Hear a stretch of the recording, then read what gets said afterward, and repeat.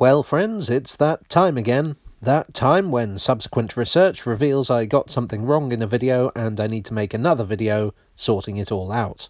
I believe YouTube etiquette demands a video in which I ostentatiously apologise while crying, but I won't be doing that. So a little while back, and by a little while back I mean probably within the last week or so if I'm on schedule, I did some videos on the Railway London Plan Committee of 1944, along with the lines they wanted to build across London after the Second World War. I'll link to those videos below. At the time, all I really had to go on was mentions in secondary sources and a rather badly drawn map. Well, a kind reader hit me up with a copy of the actual plan. And looking at that, I can see that while many of my assumptions were on the money, others were just completely wrong. So let's look at where I went right and where I went wrong. Firstly, I don't think I specified what sort of trains would be using the new lines, but the plan is very clear. These lines would be built to take full-size trains. They wouldn't be tube lines per se. It would have been something like Thameslink or Crossrail, where the trains are just regular trains, except for the bit where they duck underground in central London. The tunnels were to be 17 feet in diameter, if you want statistics. I did work on the basis that wherever there was a station on the map, there'd be a station on the new line too. The plan suggests this was erroneous. It also doesn't help that the map is not only difficult to read, but basically wrong in a lot of ways. So let's start with Route 1. That makes sense, I think. I was broadly correct on this one. The line wouldn't have passed through Tower Hill, but instead it would have connected with Fenchurch Street, which was very nearby. This would make a lot of sense because Fenchurch Street has no direct connection to any other line. This is despite it being in the city proper. Route 1 would still connect with the Circle Line, but later on, details in a second. Where things get interesting is on the Northern City Line.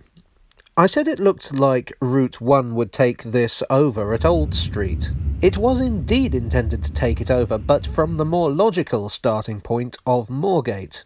Then the plan was that it would take over the branch lines to Enfield Town and Alexandra Palace. If you know your tube history, this might sound familiar.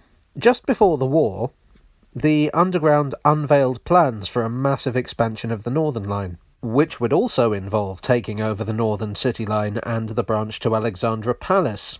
This was known as the Northern Heights Plan, and it mostly didn't happen.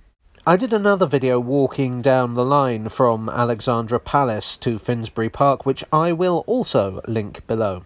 Now, Route 2. At the northern end of this, I was way off. I said the line went underground at Chalk Farm. Completely wrong. In fact, the northern end of the line would have been what is now the Watford to Euston line of the Overground. At Euston it would have gone underground. From there, the stations would have been Holborn, Holborn Viaduct, and Bank. Holborn Viaduct, of course, doesn't exist anymore, but City Thameslink replaces it. Actually, I think City Thameslink is a pretty good approximation of what Route 2 would have looked like. I'm still not dismissing the idea that Holborn would have used the Chancery Lane deep-level shelter, though. I am going to die on that hill.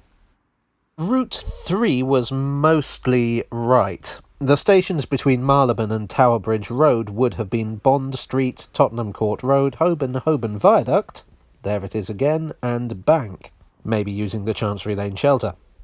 I did suggest that St Paul's might have a station, but the plan specifies that the protective covenants around St Paul's would make such a thing impossible.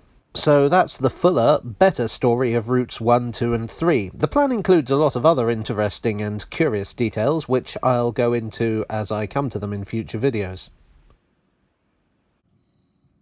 I hope you enjoyed this apologetic tale from the tube. If you did, show the like button some love.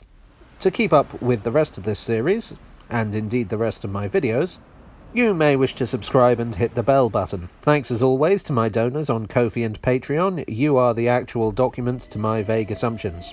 And I'll see you all again very soon for another tale from what isn't technically the tube.